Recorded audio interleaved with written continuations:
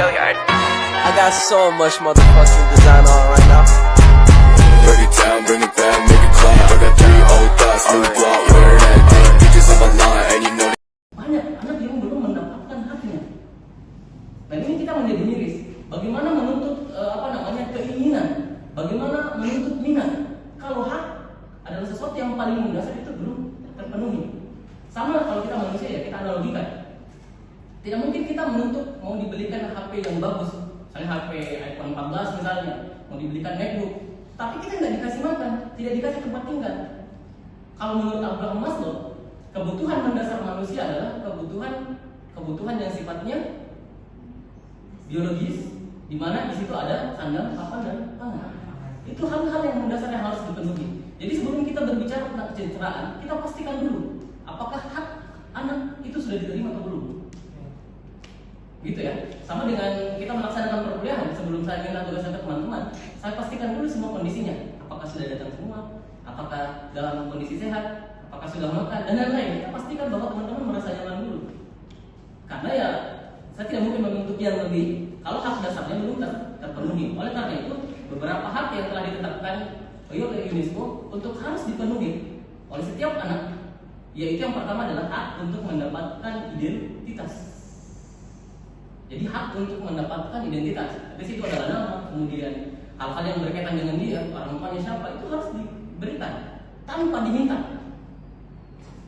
Jadi memberikan nama yang terbaik untuk anak itu adalah hak oleh anak tanpa harus diminta. Berarti orang tua berkewajiban memberi hak kepada anak tersebut. Sama mungkin ketika teman-teman nanti menjadi guru, hak anak berupa identitas itu. Contoh kecil adalah namanya, itu harus betul-betul kita sampaikan dengan baik. Ketika orang tuanya memberikan nama yang bagus, jangan kita panggil dengan nama yang tidak bagus. Jangan kita memberikan pelabelan-pelabelan yang berbeda dari apa yang telah ditetapkan oleh orang tua.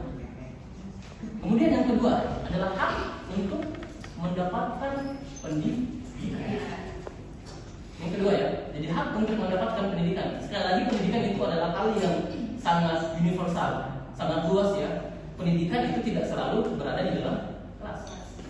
Pendidikan itu tidak selalu berada pada pembelajaran secara formal. Kalau Ki Hajar Dewantara bilang bahwa setiap orang bisa menjadi guru dan setiap sekolah bisa menjadi, setiap tempat itu bisa menjadi sekolah. Ini menandakan bahwa pendidikan itu sifatnya humanistik. Pendidikan itu adalah memanusiakan manusia yang tidak selalu pada lembaga formal. Kalau teman-teman tuh cek sejarah pendidikan itu, sejarah sekolah itu sebenarnya mengisi waktu luang pada masa Yunani yang disebut dengan sekolah ya. Tapi nanti kita bahas itu masih itu sangat spesifik lagi. Kemudian hak yang ketiga, mungkin teman-teman kaget kalau dengan hak ini. Tapi ini adalah hak anak yang harus mereka terima, yaitu hak berapa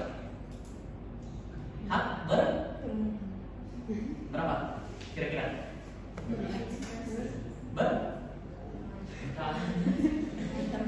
Hak yang ketiga yang harus dipenuhi adalah hak bermain. Jadi anak cara belajarnya adalah bermain. Ini terkadang akan menjadi pola asuh yang salah karena terkadang orang tua menganggap bahwa cara mendidik anak, cara membuat anak belajar dengan belajar.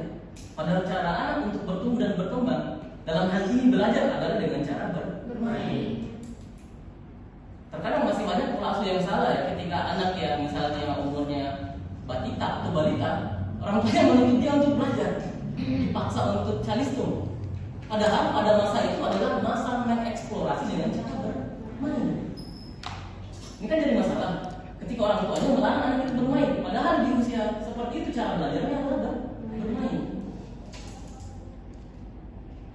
Kemudian yang selanjutnya adalah hak untuk mendapatkan perlindungan. Saya pikir ini sudah sama semua ya perspektif kita. Yang pastinya sebagai orang tua juga kita adalah orang nanti ya berbeda dengan cara menghakimi. Ini yang harus kita garis bawahi ya. Kemudian selanjutnya adalah hak untuk rekreasi. Rekreasi ya apa yang bisa membuat mereka nyaman dengan berbagai macam aktivitas yang berada di luar rumah. Ini adalah hak ya. Jadi bukan ini bukan hak tersier, ini adalah hak yang mendasar yang harus diberikan kepada anak. Kemudian selanjutnya mendapatkan makanan. Jadi ini pasti ya. Kemudian selanjutnya adalah hak untuk mendapatkan jaminan kesehatan. Jadi secara tidak langsung kalau kita asuransi di Indonesia ya, kalau kita merasa agak sulit untuk membuat asuransi yang mahal, ya setidaknya kita punya jaminan kesehatan. Setidaknya kita punya BPJS. Karena kita tidak tahu apa yang terjadi dan bagaimana keuangan kita, setidaknya BPJS akan sangat membantu untuk meng-cover biaya-biaya kesehatan suatu saat ketika terjadi sesuatu. Dan itu adalah hak anak. Makanya orang tua yang mungkin care dengan anaknya akan mendaftarkan anaknya BPJS jauh-jauh hari sebelumnya, bahkan sebelum anak tersebut sakit. Karena yang dipastikan adalah untuk mendapatkan kesehatan, bukan pengobatan. Tapi bagaimana cara kita menjaga kesehatan dari anak tersebut? Dan BPJS salah satu fasilitas mungkin yang bisa kita gunakan. Karena BPJS sebenarnya itu bisa dipakai tidak selalu pada saat kita sakit.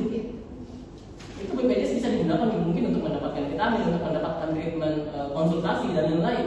Jadi BPJS itu bukan hanya terpakai pada saat kita sakit, tapi bagaimana kita betul-betul menggunakan fasilitas tersebut untuk menjaga kesehatan. Yang terakhir, yang ke-10 adalah hak untuk mendapatkan status kebangsaan. Jadi sebenarnya peran orang tua itu jelas ya, tapi sekarang sudah tertib ya. Sekarang ketika kita lahir itu pasti orang tua sudah tahu bahwa anak itu harus dibuatkan akta kelahiran. Sekarang itu sudah ada KTA juga ya, kartu tanda anak. Jadi belum ada, karena belum bisa buat KTP itu bisa dibuat pada saat teman-teman berusia 18 tahun, maka dibuatkan kartu tanda anak. Ini berkaitan tadi dengan hak mendapatkan identitas dan status kebangsaan. Karena di identitas tersebut dijelaskan dia status keluarga negaranya apa. Karena ya kita lihat kalau sebagai keluarga negaraan itu luas juga ya sebenarnya. Karena ada anak yang tidak mendapatkan hak keluarga negaraan. Karena negara kan beda-beda. Ada yang yusole atau yusanginis. Ada yang diklaim berdasarkan dengan kebangsaan orang tua. Ada yang pengklaimannya itu karena berkaitan dengan di mana dia lahir. Nah bisa jadi ketika terjadi persilangan, orang tuanya bukan berkebangsaan tersebut, kemudian dia lahir dengan asas yang mengharuskan mengikuti kebangsaan orang tua, akhirnya anak ini tidak mendapatkan keluarga negaraan. Dan itu sebenarnya tugas atau hak yang harus dipenuhi oleh anak, berarti itu kewajiban dari orang tua. Makanya penting, jadi sebelum kita membahas yang lebih lanjut, baik itu aspek kesejahteraan dalam perspektif kesehatan atau medis, kemudian dalam psikologis, kemudian dalam perspektif Islam, yang paling mendasar yang kita ingin tekankan adalah bagaimana hak dari anak itu harus dipenuhi terlebih dahulu.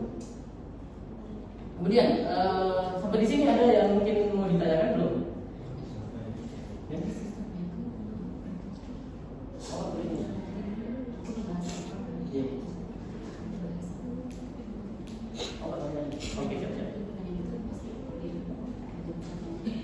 Oh jadi langsung di cepat-cepat aja ya. Oke baik, sekarang kita membahas tentang sedikit-sedikit ya biar untuk efektif dan mengefisienkan waktu. Sekarang kita akan bahas tentang sedikit dari aspek kesehatan atau aspek medisnya ya. Jadi lagi-lagi bahwa apa yang terbaik yang bisa kita berikan kepada anak itu adalah kesehatan. Dalam psikologi perkembangan peserta didik kemarin kita sudah tahu ya, salah satu yang bisa kita gunakan itu adalah KSM ya, KMS, kartu menuju sehat. Teman-teman bisa googling, dituliskan kartu menuju sehat di Google-nya. Ada ya, kartu menuju sehat. Jadi itu sudah saya buatan dari Kementerian Kesehatan ya. Jadi tahapan-tahapan perkembangan anak itu sudah ditentukan sesuai dengan umurnya. Misalnya anak usia 2 tahun, second bulan itu treatmentnya apa? Gejala-gejala kesehatannya itu apa? Dan itu beda-beda. Sehingga kita betul-betul harus menjadi orang tua yang melek literasi, khususnya literasi berkaitan dengan anak ini, supaya kita tahu bagaimana tahapan-tahapan perkembangan gejala-gejala yang muncul pada tahapan setiap perkembangan anak. Sehingga kita tahu treatment yang harus diberikan seperti apa. Karena yang saya alami juga pada anak-anak, misalnya sama ponakan ya, sama ponakan itu, saya kan belum tahu nih dia sekarang sedang belajar apa. Karena kan kita tidak ingin komunikasi dengan orang tuanya. Tepatnya di Makassar, sehingga saya jarang kembali ke sana, paling 1 tahun sekali. Nah untuk cara mengetahui apa yang ditreatmentkan anak itu ya kita tinggal googling umurnya sekian tahun berapa bulan, di situ akan muncul. Nah, anak itu kemarin itu kalau treatmentnya itu harus diajarkan bagaimana caranya dia menebak. Treatmentnya adalah mengajarkan dia untuk di tingkat memorinya ya. Jadi kita diberikan cara treatmentnya itu adalah memberikan kesempatan dia untuk menebak apa yang benda-benda yang kita pilih. Jadi misalnya kita ambil HP terus diletakkan satu-satu, dia akan diminta untuk menebak HP mana yang menjadi punya saya. Jadi kita harus memberikan permainan kepada anak pun itu juga harus ada tahapannya ya. Jangan anak yang harusnya umurnya 1 tahun 6 bulan kita berikan treatment atau permainan yang usianya harusnya berada di 3 tahun misalnya. Itu akan memaksa anak, itu tidak adil buat anak. Berarti itu tidak bagus secara kesehatan. Termasuk mungkin dengan berbagai jenis mainan yang dimiliki oleh anak. Itu di kode mainan itu sebenarnya ada kode-kode usianya. Jadi kita tidak asal memberikan mainan kepada anak kalau tidak sesuai dengan perkembangannya. Karena ya biasa saja sistem tumbuh kembang anak itu kan beda-beda ya. Ada yang dia mulai masa memegang, ada mulai masa menggigit dan lain-lain, sehingga bahan-bahan dari mainan tersebut itu harus diperhatikan oleh orang tua. Termasuk pada buku anak pun juga sekarang khusus ya. Ada yang boleh digigit, ada yang enggak. Jadi hati-hati. Makanya banyak terjadi masalah biasa dalam tumbuh kembang anak. Karena salah satunya adalah berkaitan dengan literasi ini. Sebenarnya informasinya sudah ada, tapi pertanyaannya apakah kita memiliki akses untuk mengakses informasi tersebut atau tidak? Apakah tahu jalannya atau tidak? Kan ini yang menjadi poin penting ya. Jadi dan mungkin kalau di Indonesia yang paling dasar ya, kalau masalah kesehatan itu kita sekarang persoalannya itu pada masalah stunting. Stunting ini menjadi masalah ya. Stunting itu berasal dari kata, kalau yang sering main ML ini tahu, stun ya. Stun itu berarti mandek. Artinya kemampuan intelektual itu mandek. Kenapa? Karena kurang nutrisi. Jadi yang harusnya orang tuanya mengkonsumsi apa, yang dikonsumsinya apa? Yang harusnya karbohidrat, yang harusnya protein, mineral, vitamin. Tapi yang dimakan itu, yang dihajar itu adalah nasi dan nasi. Sebelah misalnya, kemudian apa yang lain-lain yang isinya karbo semua. Padahal tumbuh kembang anak itu sangat ditentukan oleh bagaimana nutrisi dari orang tua. Mulai pada saat masa prenatal dan postnatal itu orang tua harus betul-betul mengerti. Adalah hak yang mendasar yang harus diberikan kepada anak. Kemudian selanjutnya adalah hak untuk mendapatkan makanan. Jadi ini pasti ya. Kemudian selanjutnya adalah hak untuk mendapatkan jaminan kesehatan. Jadi secara tidak langsung kalau kita aturan di Indonesia ya, kalau kita merasa agak sulit untuk membuat asuransi yang mahal, ya setidaknya kita punya jaminan kesehatan. Setidaknya kita punya BPJS. Karena kita tidak tahu apa yang terjadi dan bagaimana keuangan kita, setidaknya BPJS akan sangat membantu untuk meng-cover biaya-biaya kesehatan suatu saat ketika terjadi sesuatu. Dan itu adalah hak anak. Makanya orang tua yang mungkin care dengan anaknya akan mendaftarkan anaknya BPJS jauh-jauh hari sebelumnya. Bahkan sebelum anak tersebut sakit. Karena yang dipastikan adalah untuk mendapatkan kesehatan, bukan pengobatan. Tapi bagaimana cara kita menjaga kesehatan dari anak tersebut. Dan BPJS salah satu fasilitas mungkin yang bisa kita gunakan. Karena BPJS sebenarnya itu bisa dipakai tidak selalu pada saat kita sakit. Itu BPJS bisa digunakan mungkin untuk mendapatkan vitamin, untuk mendapatkan treatment konsultasi dan lain-lain. Jadi BPJS itu bukan hanya terpakai pada saat kita sakit, tapi bagaimana kita betul-betul menggunakan fasilitas tersebut untuk menjaga kesehatan. Yang terakhir, yang ke-10 adalah hak untuk mendapatkan status kebangsaan. Jadi sebenarnya peran orang tua itu jelas ya, tapi sekarang sudah tertib ya. Sekarang ketika kita lahir itu pasti orang tua sudah tahu bahwa anak itu harus dibuatkan akta kelahiran. Sekarang itu sudah ada KTA juga ya, kartu tanda anak. Jadi belum ada, karena belum bisa buat KTP itu bisa dibuat pada saat teman-teman berusia 18 tahun, maka dibuatkan kartu tanda anak. Ini berkaitan tadi dengan hak mendapatkan identitas dan status kebangsaan. Karena di identitas tersebut dijelaskan dia status kewarganegaranya apa. Karena ya kita lihat kalau dari kewarganegaraan itu luas juga ya sebenarnya. Karena ada anak yang tidak mendapatkan hak kewarganegaraan. Karena negara kan beda-beda. Ada yang ya soleh,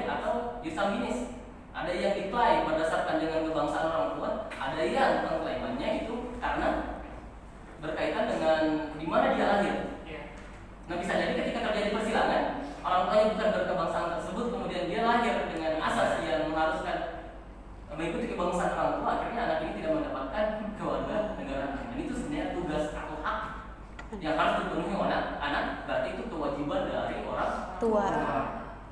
Makanya penting, jadi sebelum kita membahas yang lebih lanjut, baik itu aspek kesejahteraan dalam perspektif kesehatan atau medis, kemudian dalam psikologis, kemudian dalam perspektif Islam, yang paling mendasar yang kita ingin tekankan adalah bagaimana hak dari anak itu harus dipenuhi dan didahului.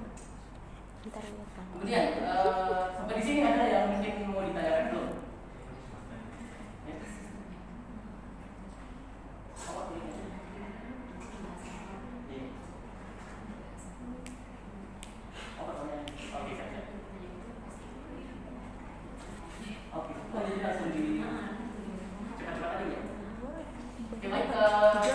Sekarang kita membahas tentang sedikit-sedikit ya, biar lebih efektif dan mengefisienkan waktu. Sekarang kita membahas tentang sedikit dari aspek kesehatan atau aspek medisnya ya. Jadi lagi-lagi bahwa apa yang terbaik yang bisa kita berikan kepada anak itu adalah kesehatan. Dalam psikologi perkembangan peserta didik kemarin kita sudah tahu ya, salah satu yang bisa kita gunakan itu adalah KSM ya, KMS, kartu menuju sehat. Teman-teman bisa googling, tulis kartu menuju sehat di Google-nya ya. Ada ya, kartu menuju sehat. Jadi itu sudah kayaknya buatan dari Kementerian Kesehatan. Jadi tahapan-tahapan perkembangan anak itu sudah ditentukan sesuai dengan umurnya. Misalnya anak usia 2 tahun, second bulan itu treatmentnya apa? Gejala-gejala kesehatannya itu apa? Dan itu beda-beda. Sehingga kita betul-betul harus menjadi orang tua yang melek literasi. Tidak boleh asal memukul. Memukul pun dalam konteks hadis ini itu harus, itu bukan berarti pukul secara literal ya. Bukan memukul kekerasan. Memukul itu memberikan peringatan bisa, memberikan ketegasan bisa, memberikan memberikan red notice misalnya. Itu adalah hal yang harus kita pahami. Jadi di dalam Islam sendiri itu sudah mengatur tekniknya secara mendetail bagaimana anak tersebut bertumbuh dan berkembang. Mulai dari mulai dari kebiasaan amal ibadah yang kecil-kecil, mulai dari doa makan, doa tidur, kemudian doa pada saat turun dari rumah, doa pada saat naik kendaraan. Ini kan kebiasaan-kebiasaan yang dilakukan. Meskipun belum paham, tetapi kita berupaya untuk membiasakan supaya menjadi sebagai sebuah kebiasaan yang akan nanti tertanam di karakternya. Karena setelah dia bertumbuh dewasa, dia akan memikirkan kenapa saya harus berdoa. Akhirnya anak-anak itu akan mengerti bahwa apapun yang sebenarnya kita lakukan itu pada hakikatnya itu kita serahkan kepada Allah Azza wa Jalla, yang memberikan kita keselamatan, yang memberikan kita rezeki, yang memberikan kita menentukan takdir kita adalah Allah Subhanahu wa Ta'ala. Oleh karena itu penting bagi anak-anak untuk diberikan kebiasaan-kebiasaan pendekatan Islami sejak dari dini, sehingga dalam ajaran agama Islam itu sendiri itu sangat ramah sebenarnya terhadap anak. Kalau ada yang mengatakan bahwa Islam keras terhadap anak, berarti mungkin ada mispersepsi yang dipahami terhadap pendekatan ajaran agama Islam itu sendiri memandang anak. Oke, saya pikir seperti itu ya. Dari beberapa menit mungkin beberapa hal yang kita sampaikan tadi, meskipun sangat secara umum ya, kita belum menjelaskan secara spesifiknya karena waktu mungkin nanti akan ditanyakan oleh berbagai macam kelompok. Yang jelasnya poin-poin penting tadi ada hak anak, kemudian ada perspektif kesehatan atau medik, kemudian ada dalam perspektif psikologis, kemudian terakhir dalam perspektif Islam. Oleh karena itu nanti insya Allah melalui talkshow nanti ini teman-teman akan lebih mengeksplor secara spesifik tahapan-tahapan dan apa yang ditanyakan dari setiap sub-sub tersebut. Oke, kita kembalikan kepada moderator. Alhamdulillah, saya ucapkan terima kasih kepada pemateri yang telah menyampaikan materinya kali ini. Untuk acara yang selanjutnya yaitu sesi tanya jawab atau Q&A kepada semua kelompok dipersilahkan pertanyaan. Iya, Gus Coy. Oke. Jadi bagaimana untuk membuat cara yang terlanjur seperti ini supaya supaya bisa menjadi anak yang berhasil lah kira-kira ya. Jadi anak dengan karena anak yang memiliki IQ yang sangat tinggi atau kategori jenius ini itu memang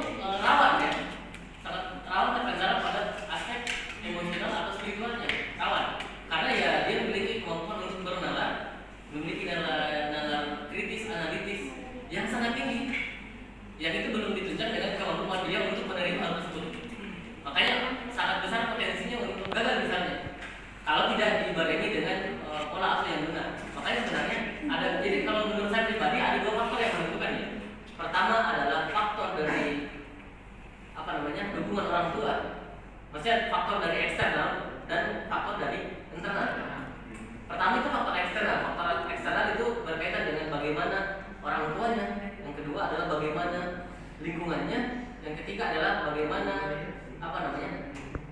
pergaulannya. Itu hal-hal yang sangat menentukan. Dan setiap orang punya circle yang berbeda-beda. Dan itu terkadang yang sangat menentukan kehidupan dari anak-anak yang seperti itu. Kalau dia lahir, contoh kecilnya misalnya kayak Thomas Alva Edison juga orang yang diberikan IQ yang sangat tinggi. Akhirnya dia dikeluarkan dari TK-nya, akan tetapi dia ditreat oleh ibu yang sangat penyayang. Selalu bisa mengerti ketika dia melakukan percobaan. Coba bayangkan, ketika ibunya Thomas Alva Edison juga berpikiran sama dengan guru-gurunya di TK, mungkin tidak menjadi anak yang sukses misalnya, tidak akan menjadi penemu yang besar. Tetapi karena pola asuh orang tua yang tepat, memberikan semangat, tidak mengindahkan kegagalan-kegagalan yang Thomas Alva Edison terjadi pada saat dia menciptakan sesuatu. Akhirnya dia menjadi semangat dia untuk selalu mencoba. Akhirnya dia bisa menemukan sesuatu. Karena memang daya analisisnya pada saat itu sangat tinggi. Tapi apakah semua orang tua seperti orang tuanya Thomas Alva Edison? Kan tidak. Jadi itu yang sangat menentukan menurut saya.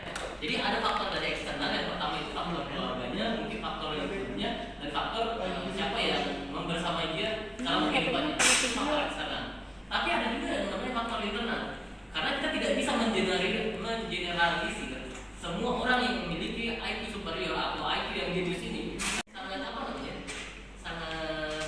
sangat segmented ya, kita tidak bisa menyamaratakan semua IQ. Orang yang ber-IQ tinggi itu akan berakhir sama.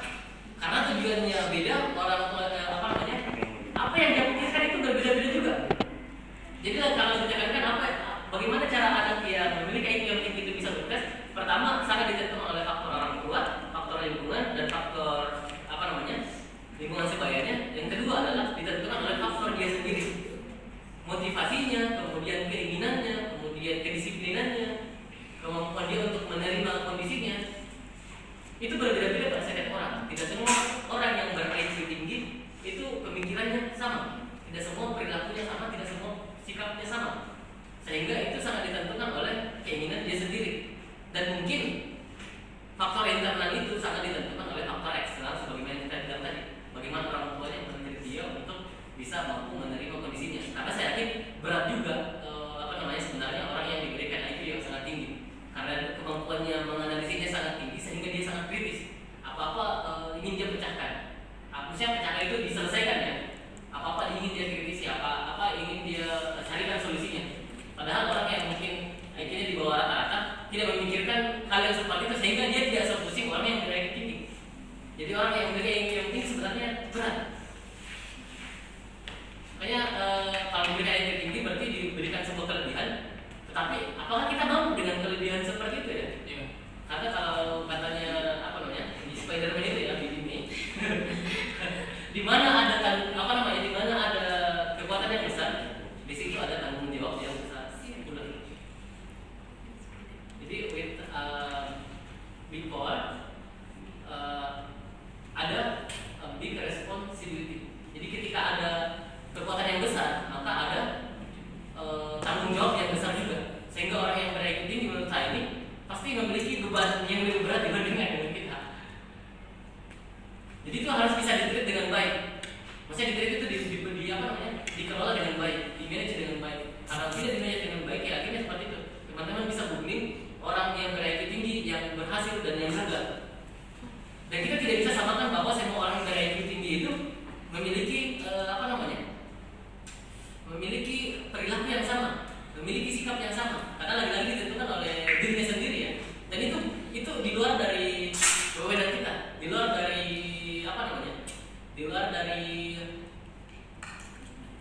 dari kuasa kita ya.